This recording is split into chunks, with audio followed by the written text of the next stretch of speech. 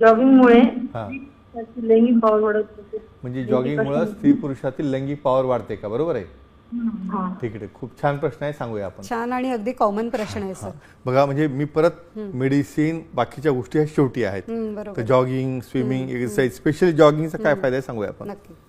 मित्रांनो, कार्डिओव्हास्क्युलर सिस्टीम ह्याचा फार मोठा रोल असतो तुमच्या फिटनेससाठी.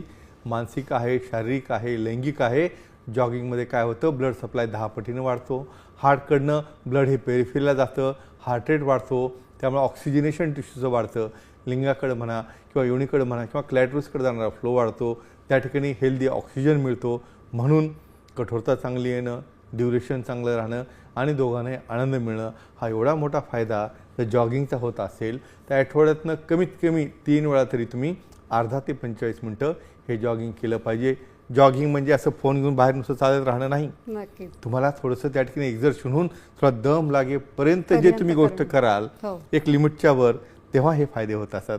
मला वाटतं जॉगिंगचा फायदा सर्वांना कळाला.